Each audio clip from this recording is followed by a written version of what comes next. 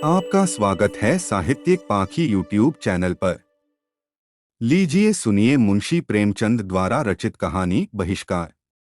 पंडित ज्ञानचंद्र ने गोविंदी की ओर सतृष्ण नेत्रों से देखकर कहा, मुझे ऐसे निर्दयी प्राणियों से जरा भी सहानुभूति नहीं है। इस बर्बरता की भी कोई हद है कि जिसके साथ 3 वर्ष तक जीवन के सुख भोगे, उसे एक जरासी बात पर घर से निकाल दिया।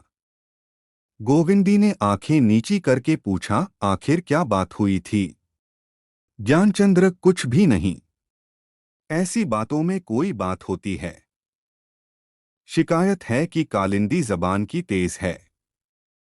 3 साल तक जबान तेज न थी, आज जबान की तेज हो गई। कुछ नहीं, कोई दूसरी चिड़िया नजर आई होगी। उसके लिए पिंजरे को खाली करना आवश्यक था। बस यह शिकायत निकल आई। मेरा बस चले तो ऐसे दुष्टों को गोली मार दूं। मुझे कई बार कालिंदी से बातचीत करने का अवसर मिला है। मैंने ऐसी हंसमुख दूसरी नहीं ही देखी। गोविंदी, तुमने सोमदत्त को समझाया नहीं? ज्ञानचंद्र, ऐसे लोग समझाने से नहीं मानते। यह लात का आदमी है, बातों की उसे क्या परवाह।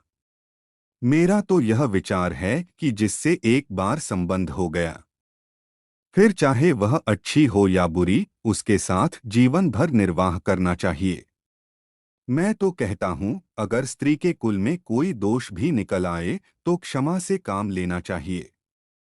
गोविंदी ने कातर नेत्रों से देखकर कहा, ऐसे आदमी तो बहुत कम होते। ज्ञानचंद्र, समझ ही में नहीं आता कि जिसके साथ इतने दिन हंसे बोले, जिसके प्रेम की स्मृतियां हृदय के एक एक अणु में समाई हुई हैं, उसे दर दर ठोकरें खाने को कैसे छोड़ दिया। कम से कम इतना तो करना चाहिए था कि उसे किसी सुरक्षित स्थान पर पहुंचा देते और उसके निर्वाह का कोई प्रबंध कर देते। निर्दयी ने इस तरह घर से निकाला जैसे कोई कुत्ते को निकाले। बेचारी गांव के बाहर बैठी रो रही है। कौन कह सकता है कहाँ जाएगी? शायद मायके भी कोई नहीं रहा। सोमदत्त के डर के मारे गांव का कोई आदमी उसके पास भी नहीं आता। ऐसे बग्गड़ का क्या ठिकाना। जो आदमी स्त्री का न हुआ, वह दूसरे का क्या होगा। उसकी दशा देखकर मेरी आंखों में तो आंसू भर आए, जी में तो आया। कहूँ, बहन तुम मेरे घर चलो, मगर तब तो सोमदत्त मेरे प्राणों का गाहक हो जाता। गोविंदी, तुम जरा जाकर एक बार फिर समझाओ। अगर वह किसी तरह न माने तो कालिंदी को लेते आना। ज्ञानचंद्र, जाऊं? गोविंदी, हाँ अवश्य जाओ, मगर सोमदत्त कुछ खरी खोटी भी कहे तो सुन लेना। ज्ञानचंद्र ने गोविंदी को गले लगाकर कहा, तुम्हारे हृदय में बड़ी दया है गोविंदी। लो जाता हूँ, अगर सोमदत्त ने न माना तो कालिंदी ही को लेता आऊंगा। अभी बहुत दूर न गई होगी। 3 वर्ष बीत गए। गोविंदी एक बच्चे की माँ हो गई। कालिंदी अभी तक इसी घर में है। उसके पति ने दूसरा विवाह कर लिया है। गोविंदी और कालिंदी में बहनों का सा प्रेम है। गोविंदी सदैव उसकी दिलजोई करती रहती है। वह इसकी कल्पना भी नहीं करती कि यह कोई गैर है और मेरी रोटियों पर पड़ी हुई है, लेकिन सोमदत्त को कालिंदी का यहाँ रहना एक आंख नहीं भाता। वह कोई कानूनी कार्रवाई करने की तो हिम्मत नहीं रखता और इस परिस्थिति में कर ही क्या सकता है, लेकिन ज्ञानचंद्र का सिर नीचा करने के लिए अवसर खोजता रहता है। संध्या का समय था। ग्रीष्म की उष्ण वायु अभी तक बिल्कुल शांत नहीं हुई थी। गोविंदी गंगाजल भरने गई थी और जलतट की शीतल निर्जनता का आनंद उठा रही थी। सहसा उसे सोमदत्त आता हुआ दिखाई दिया। गोविंदी ने आंचल से मुंह छिपा लिया और कलसा लेकर चलने ही को थी कि सोमदत्त ने सामने आकर कहा, जरा ठहरो गोविंदी, तुमसे एक बात कहना है। तुमसे यह पूछना चाहता हूं कि तुमसे कहूं या ज्ञानू से? गोविंदी ने धीरे से कहा, उन्हीं से कह दीजिए। सोमदत्त जी, तो मेरा भी यही चाहता है। लेकिन तुम्हारी दीनता पर दया आती है। जिस दिन मैं ज्ञानचंद से यह बात कह दूंगा, तुम्हें इस घर से निकलना पड़ेगा। मैंने सारी बातों का पता लगा लिया है। तुम्हारा बाप कौन था, तुम्हारी माँ की क्या दशा हुई, यह सारी कथा जानता हूँ। क्या तुम समझती हो कि ज्ञानचंद्र यह कथा सुनकर तुम्हें अपने घर में रखेगा? उसके विचार कितने ही स्वाधीन हों, पर जीती मक्खी नहीं निगल सकता। गोविंदी ने थरथर कांपते हुए कहा, जब आप सारी बातें जानते हैं तो मैं क्या कहूँ? आप जैसा उचित समझे करें, लेकिन मैंने तो आपके साथ कभी कोई बुराई नहीं की। सोमदत्त, तुम लोगों ने गांव में मुझे कहीं मुंह दिखाने के योग्य नहीं रखा। तिस पर कहती हो मैंने तुम्हारे साथ कोई बुराई नहीं की। 3 साल से कालिंदी को आश्रय देकर मेरी आत्मा को जो कष्ट पहुंचाया है वह मैं ही जानता हूं। 3 साल से मैं इस फिक्र में था कि कैसे इस अपमान का दंड दूं। अब वह अवसर पाकर उसे किसी तरह नहीं छोड़ सकता। गोविंदी, अगर आपकी यही इच्छा है कि मैं यहाँ न रहूं तो मैं चली जाऊंगी, आज ही चली जाऊंगी, लेकिन उनसे आप कुछ न कहिए। आपके पैरों पड़ती हूँ। सोमदत्त, कहाँ चली जाओगी? गोविंदी, और कहीं ठिकाना नहीं है, तो गंगा जी तो हैं। सोमदत्त, नहीं गोविंदी, मैं इतना निर्दयी नहीं हूँ। मैं केवल इतना चाहता हूँ कि तुम कालिंदी को अपने घर से निकाल दो, और मैं कुछ नहीं चाहता। 3 दिन का समय देता हूँ, खूब सोच विचार लो। अगर कालिंदी तीसरे दिन तुम्हारे घर से न निकली तो तुम जानोगी। सोमदत्त वहां से चला गया। गोविंदी कलसा लिए मूर्ति की भांति खड़ी रह गई। उसके सम्मुख कठिन समस्या आ खड़ी हुई थी, वह थी कालिंदी। घर में एक ही रह सकती थी, दोनों के लिए उस घर में स्थान न था। क्या कालिंदी के लिए वह अपना घर, अपना स्वर्ग त्याग देगी? कालिंदी अकेली है, पति ने उसे पहले ही छोड़ दिया है, वह जहां चाहे जा सकती है, पर वह अपने प्राणाधार और प्यारे बच्चे को छोड़कर कहाँ जाएगी? लेकिन कालिंदी से वह क्या कहेगी, जिसके साथ इतने दिनों तक बहनों की तरह रही? उसे क्या वह अपने घर से निकाल देगी? उसका बच्चा कालिंदी से कितना हिला हुआ था, कालिंदी उसे कितना चाहती थी। क्या उस परित्यक्ता दीना को वह अपने घर से निकाल देगी? इसके सिवा और उपाय ही क्या था? उसका जीवन अब एक स्वार्थी, दंभी व्यक्ति की दया पर अवलंबित था। क्या अपने पति के प्रेम पर वह भरोसा कर सकती थी? ज्ञानचंद्र सहृदय थे, उदार थे, विचारशील थे, दृढ़ थे, पर क्या उनका प्रेम अपमान, व्यंग्य और बहिष्कार जैसे आघातों को सहन कर सकता था? उसी दिन से गोविंदी और कालिंदी में कुछ पार्थक्य सा दिखाई देने लगा। दोनों अब बहुत कम साथ बैठती। कालिंदी पुकारती, बहन आकर खाना खा लो। गोविंदी कहती, तुम खा लो, मैं फिर खा लूंगी। पहले कालिंदी बालक को सारे दिन खिलाया करती थी, माँ के पास केवल दूध पीने जाता था। मगर अब गोविंदी हर दम उसे अपने ही पास रखती है। दोनों के बीच में कोई दीवार खड़ी हो गई है। कालिंदी बार बार सोचती है, आजकल मुझसे यह क्यों रूठी हुई है? पर उसे कोई कारण नहीं दिखाई देता। उसे भय हो रहा है कि कदाचित यह अब मुझे यहाँ नहीं रखना चाहती। इसी चिंता में वह गोते खाया करती है, किंतु गोविंदी भी उससे कम चिंतित नहीं है। कालिंदी से वह स्नेह तोड़ना चाहती है, पर उसकी म्लान मूर्ति देखकर उसके हृदय के टुकड़े हो जाते हैं। उससे कुछ कह नहीं सकती। अवहेलना के शब्द मुंह से नहीं निकलते। कदाचित उसे घर से जाते देखकर वह रो पड़ेगी और जबरदस्ती रोक लेगी। इसी हैस बैस में 3 दिन गुजर गए। कालिंदी घर से न निकली। तीसरे दिन संध्यासमय सोमदत्त नदी के तट पर बड़ी देर तक खड़ा रहा। अंत में चारों ओर अंधेरा छा गया। फिर भी पीछे फिर कर जलतट की ओर देखता जाता था। रात के 10 बज गए हैं। अभी ज्ञानचंद्र घर नहीं आए। गोविंदी घबरा रही है। उन्हें इतनी देर तो कभी नहीं होती थी। आज इतनी देर कहाँ लगा रहे हैं? शंका से उसका हृदय कांप रहा है।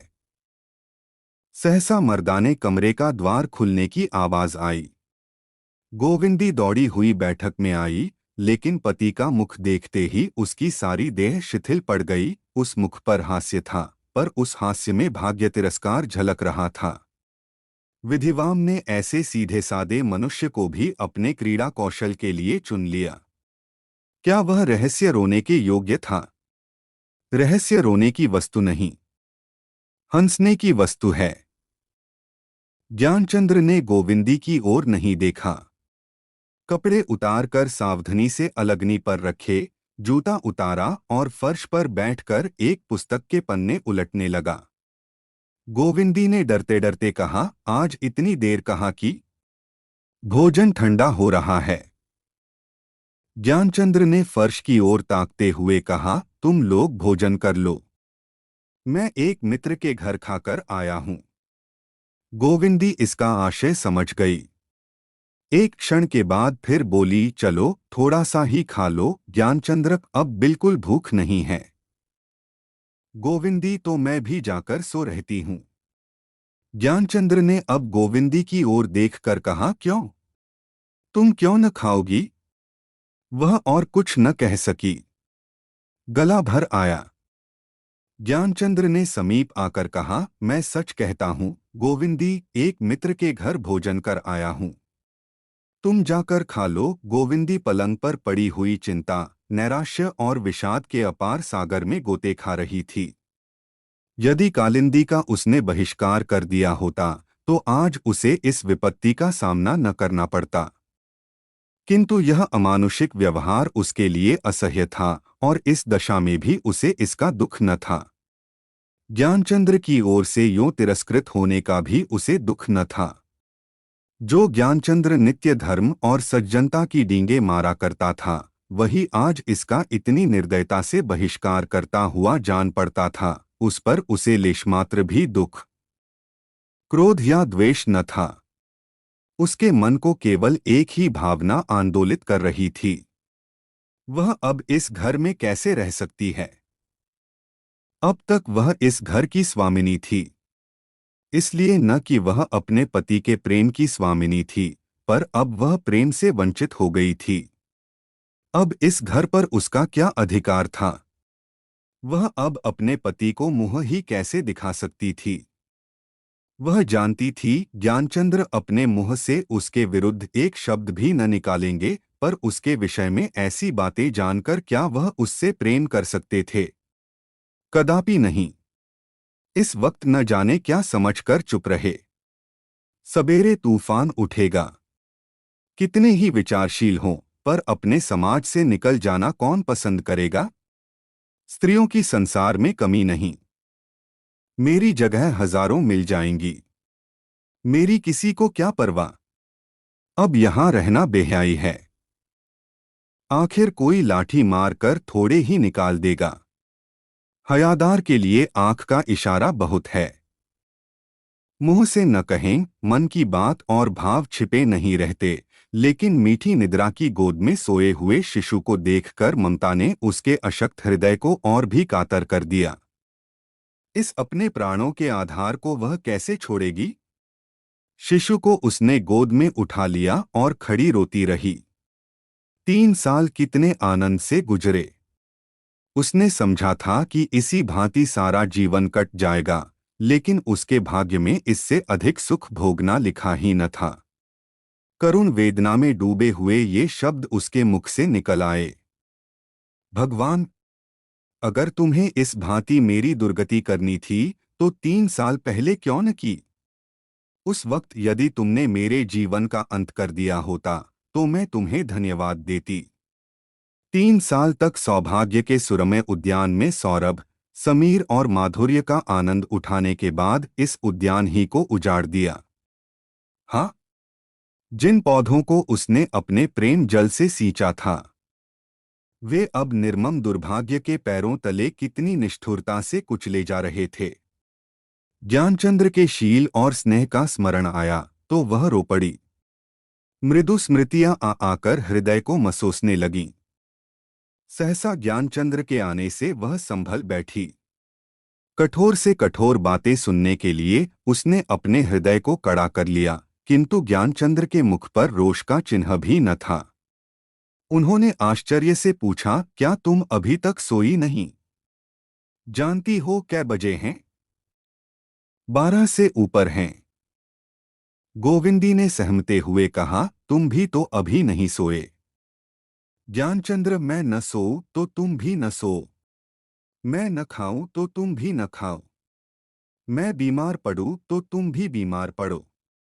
यह क्यों? मैं तो एक जन्मपत्री बना रहा था, कल देनी होगी। तुम क्या करती रहीं, बोलो।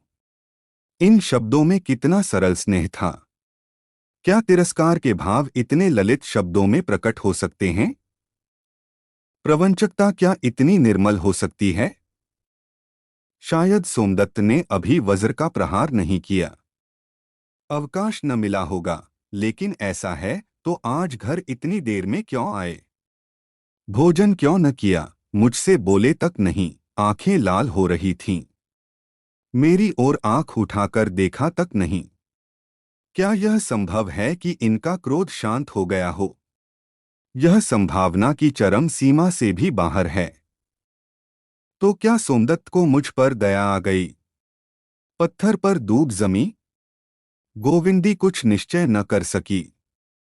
और जिस भांति गृहसुख विहीन पथिक वृक्ष की छाह में भी आनंद से पाँव फैलाकर सोता है, उसकी अव्यवस्था ही उसे निश्चिंत बना देती है, उसी भांति गोविंदी मानसिक व्यग्रता में भी स्वस्थ हो गई। मुस्कराकर स्नेहमृदुल स्वर में बोली, तुम्हारी ही राह तो देख रही थी। यह कहते कहते गोविंदी का गला भर आया। व्याध के जाल में फड़फड़ाती हुई चिड़िया क्या मीठे राग गा सकती है? ज्ञानचंद्र ने चारपाई पर बैठकर कहा, झूठी बात, रोज तो तुम अब तक सो जाया करती थीं। एक सप्ताह बीत गया, पर ज्ञानचंद्र ने गोविंदी से कुछ न पूछा और न उनके बर्ताव ही से उनके मनोगत भावों का कुछ परिचय मिला। अगर उनके व्यवहारों में कोई नवीनता थी तो यह कि वह पहले से भी ज्यादा स्नेहशील, निर्द्वंद्व और प्रफुल्लवदन हो गए। गोविंदी का इतना आदर और मान उन्होंने कभी नहीं किया था। उनके प्रयत्नशील रहने पर भी गोविंदी उनके मनोभावों को ताड़ रही थी और उसका चित्त प्रतिक्षण शंका से चंचल और क्षुब्ध रहता था। अब उसे इसमें लेशमात्र भी संदेह नहीं था कि सोमदत्त ने आग लगा दी है। गीली लकड़ी में पड़कर वह चिंगारी बुझ जाएगी या जंगल की सूखी पत्तियां हाहाकार करके जल उठेंगी, यह कौन जान सकता है। लेकिन इस सप्ताह के गुजरते ही अग्नि का प्रकोप होने लगा। ज्ञानचंद्र एक महाजन के मुनीम थे। उस महाजन ने कह दिया, मेरे यहाँ अब आपका काम नहीं। जीविका का दूसरा साधन यजमानी है।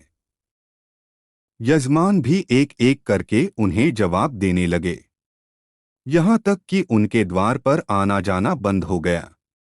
आग सूखी पत्तियों में जलाकर अब हरे वृक्ष के चारों ओर मंडराने लगी।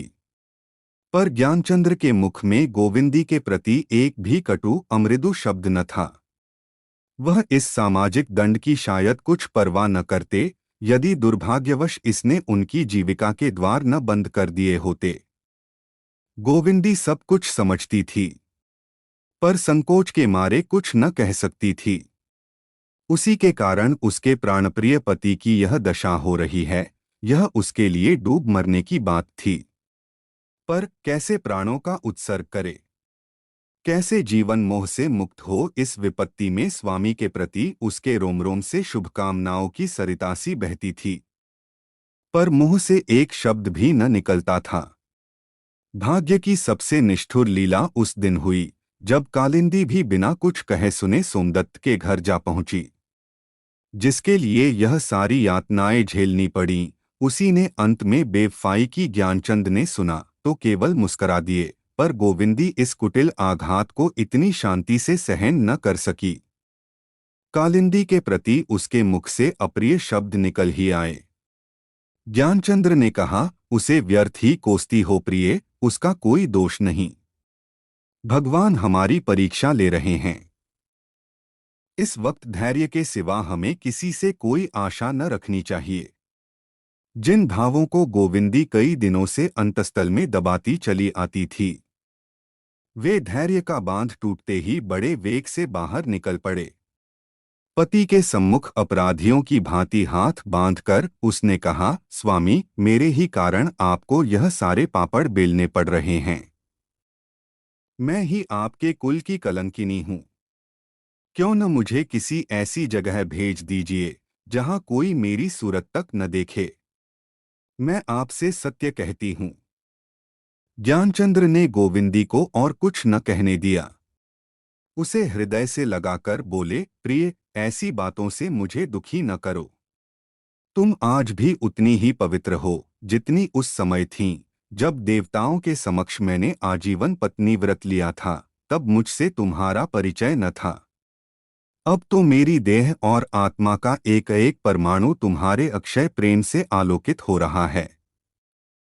उपहास और निंदा की तो बात ही क्या है, दुर्दैव का कठोरतम आघात भी मेरे व्रत को भंग नहीं कर सकता। अगर डूबेंगे तो साथ साथ डूबेंगे, तरेंगे तो साथ साथ तरेंगे। मेरे जीवन का मुख्य कर्तव्य तुम्हारे प्रति है। संसार इसके पीछे, बहुत पीछे है। गोविंदी को जान पड़ा, उसके सम्मुख कोई देवमूर्ति खड़ी है। स्वामी में इतनी श्रद्धा, इतनी भक्ति उसे आज तक कभी न हुई थी। गर्व से उसका मस्तक ऊंचा हो गया और मुख पर स्वर्गीय आभा झलक पड़ी। उसने फिर कहने का साहस न किया। संपन्नता अपमान और बहिष्कार को तुच्छ समझती है। उनके अभाव में ये बाधाएं प्राणांतक हो जाती हैं। ज्ञानचंद्र दिन के दिन घर में पड़े रहते। घर से बाहर निकलने का उन्हें साहस न होता था। जब तक गोविंदी के पास गहने थे, तब तक भोजन की चिंता न थी। किंतु जब यह आधार भी न रह गया, तो हालत और भी खराब हो गई। कभी कभी निराहार रह जाना पड़ता। अपनी व्यथा किससे कहें, कौन मित्र था, कौन अपना था। गोविंदी पहले भी हृष्टपुष्ट न थी, पर अब तो अनाहार और अंतर्वेदना के कारण उसकी देह और भी जीर्ण हो गई थी। पहले शिशु के लिए दूध मोल लिया करती थी, अब इसकी सामर्थ्य न थी। बालक दिन पर दिन दुर्बल होता जाता था। मालूम होता था उसे सूखे का रोग हो गया है। दिन के दिन बच्चा खुर्रा खाट पर पड़ा माता को नैराश्य दृष्टि से देखा करता।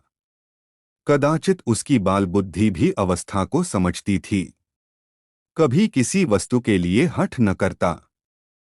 उसकी बालोचित सरलता, चंचलता और क्रीड़ाशीलता ने अब तक दीर्घ, आशाविहीन प्रतीक्षा का रूप धारण कर लिया था।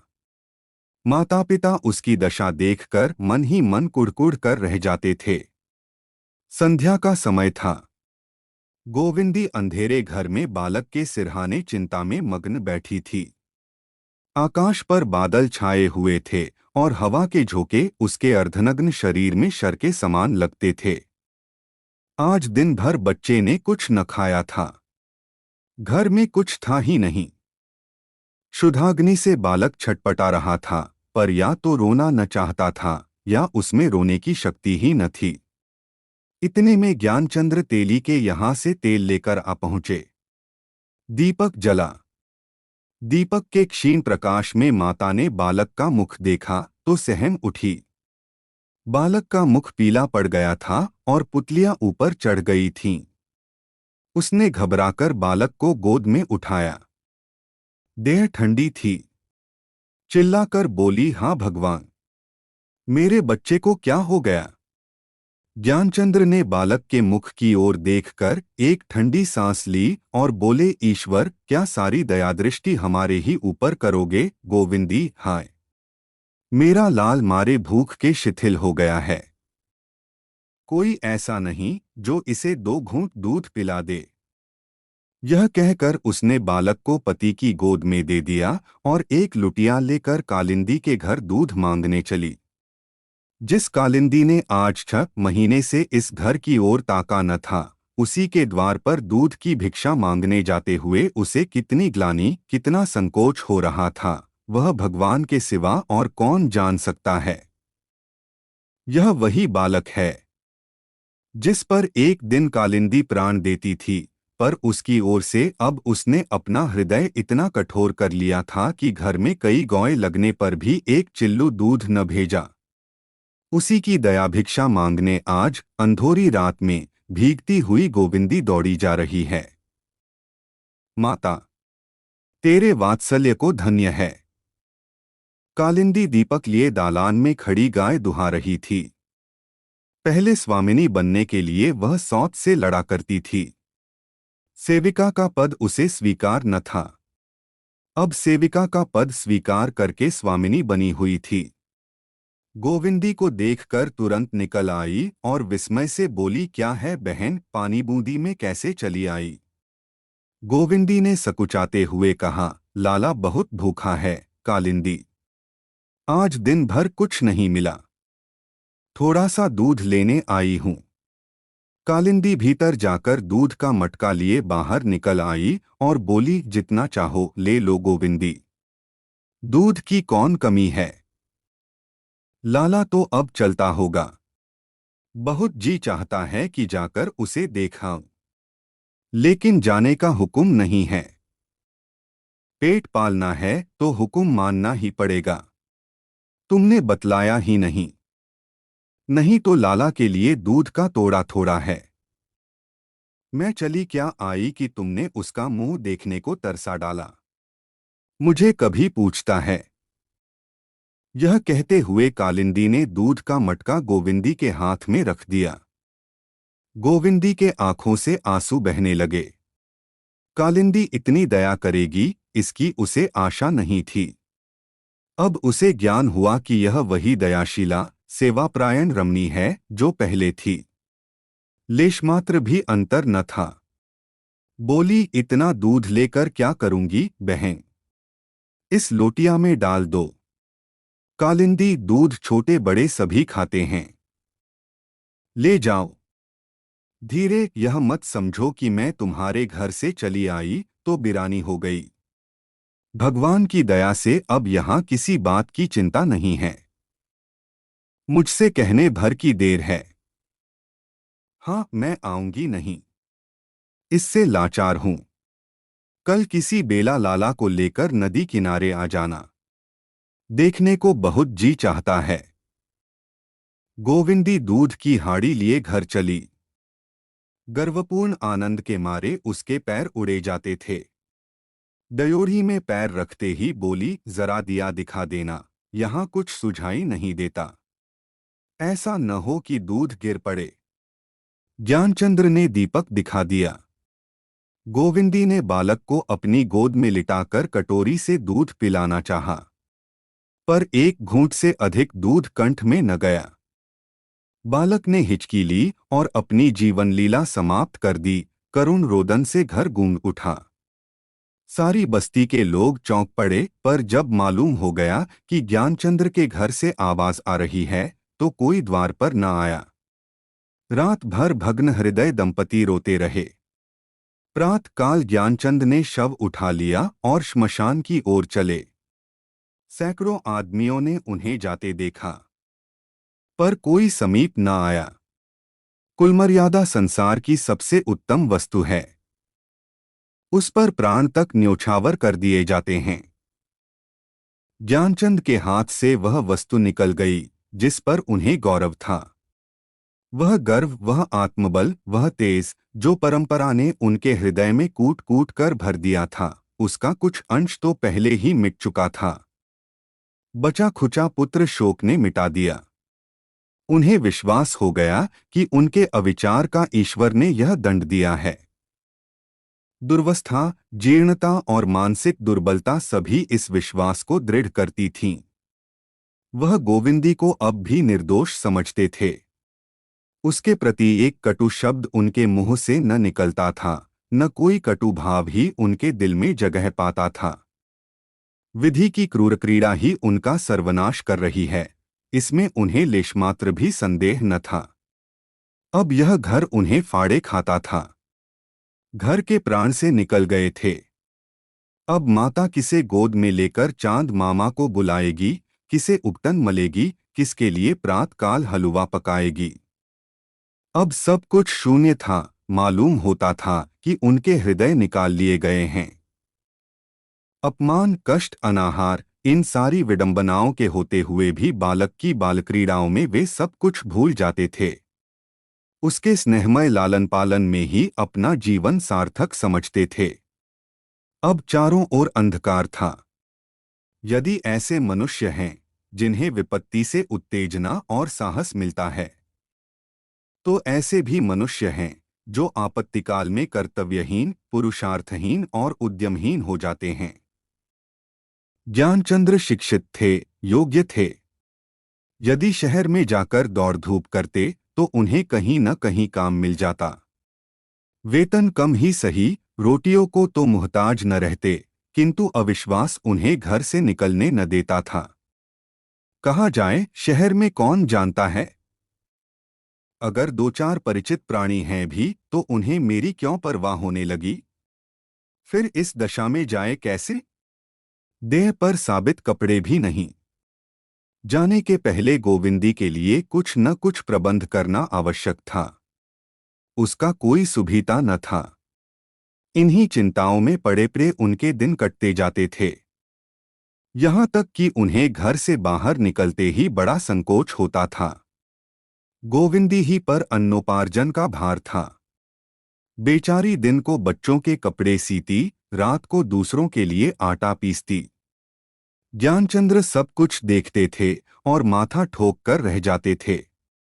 एक दिन भोजन करते हुए ज्ञानचंद्र ने आत्मधिक्कार के भाव से मुस्कुराकर कहा, मुझसा निर्लज्ज पुरुष भी संसार में दूसरा न होगा, जिसे स्त्री की कमाई खाते भी मौत नहीं आती। गोविंदी ने भौं सिकोड़ कर कहा, तुम्हारे पैरों पड़ती हूं, मेरे सामने ऐसी बातें मत किया करो। है तो यह सब मेरे ही कारण।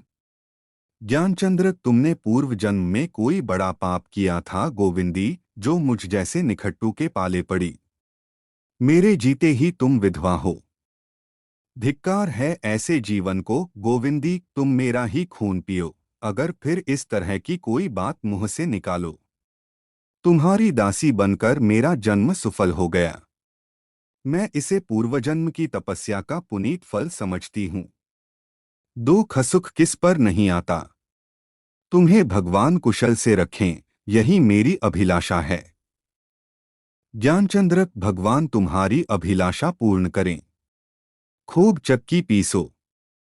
गोविंदी, तुम्हारी बला से चक्की पीसती हूँ। ज्ञानचंद्र, हाँ हाँ पीसो, मैं मना थोड़े करता हूँ।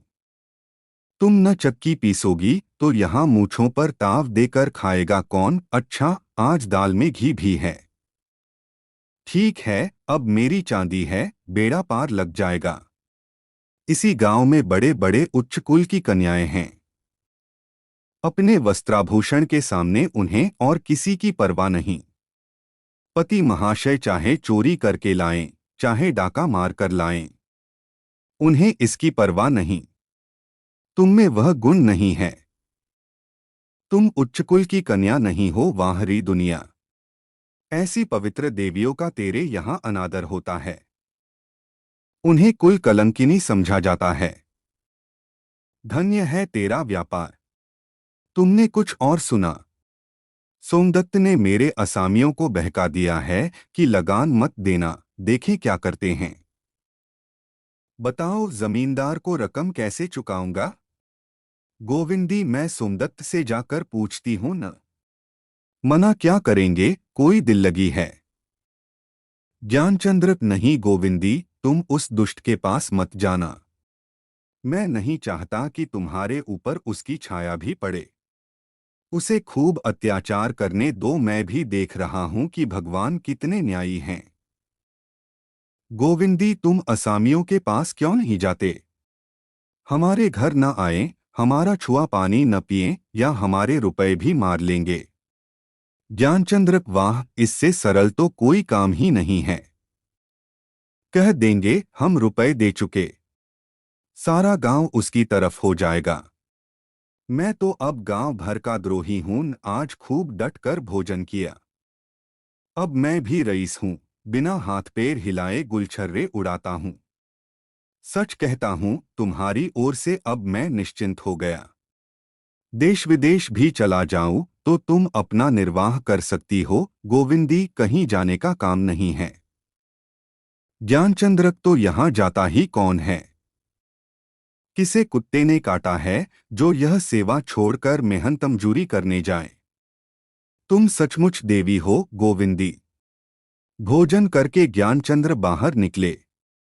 गोविंदी भोजन करके कोठरी में आई तो ज्ञानचंद्र न थे। समझी कहीं बाहर चले गए होंगे। आज पति की बातों से उसका चित्त कुछ प्रसन्न था। शायद अब वह नौकरी चाकरी की खोज में कहीं जाने वाले हैं। यह आशा बंधा रही थी। हाँ, उनकी व्यंग्योक्तियों का भाव उसकी समझ ही में न आता था। ऐसी बातें वह कभी न करते थे। आज क्या सूझी? कुछ कपड़े सीने थे। जाड़ों के दिन थे। गोविंदी धूप में बैठकर सीने लगी। थोड़ी ही देर में शाम हो गई। अभी तक ज्ञानचंद्र नहीं आए। तेलबत्ती का समय आया, फिर भोजन की तैयारी करने लगी। कालिंदी थोड़ा सा दूध दे गई थी। गोविंदी को तो भूख न थी, अब वह एक ही बेला खाती थी। हाँ, ज्ञानचंद्र के लिए रोटियां सेंकनी थीं। सोचा दूध है ही, दूध रोटी खा लेंगे। भोजन बनाकर निकली ही थी कि सोमदत्त ने आंगन में आकर पूछा, कहाँ हैं ज्ञानू? गोविंदी कहीं गए हैं। सोमदत्त कपड़े पहन कर गए हैं। गोविंदी हाँ, काली मिर्जई पहने थे। सोमदत्त जूता भी पहने थे। गोविंदी की छाती धड़ धड़ करने लगी। बोली हाँ, जूता तो पहने थे। क्यों पूछते हो? सोमदत्त ने जोर से हाथ मारकर कहा, हाय ज्ञानू। हाय। गोविंदी घबराकर बोली, क्या हुआ दादाजी? हाय। बताते क्यों नहीं? हाय। सोमदत्त अभी थाने से आ रहा हूं। वहां उनकी लाश मिली है। रेल के नीचे दब गए। हाय ज्ञानू। मुझ हत्यारे को क्यों न मौत आ गई? गोविंदी के मुंह से फिर कोई शब्द न निकला। अंतिम हाय के साथ बहुत दिनों तक तड़पता हुआ प्राण पक्षी उड़ गया। एक क्षण में गांव की कितनी ही स्त्रियां जमा हो गईं। सब कहती थीं, देवी थी, सती थी। प्रात काल दो अर्थियां गांव से निकलीं। एक पर रेशमी चुंदरी का कफन था, दूसरी पर रेशमी शाल का। गांव के द्विजों में से केवल सोमदत्त साथ था। शेष गांव के नीच जाति वाले आदमी थे। सोमदत्त ही ने दाहक्रिया का प्रबंध किया था। वह रह रहकर दोनों हाथों से अपनी छाती पीटता था और जोर जोर से चिल्लाता था, हाय हाय ज्ञानू।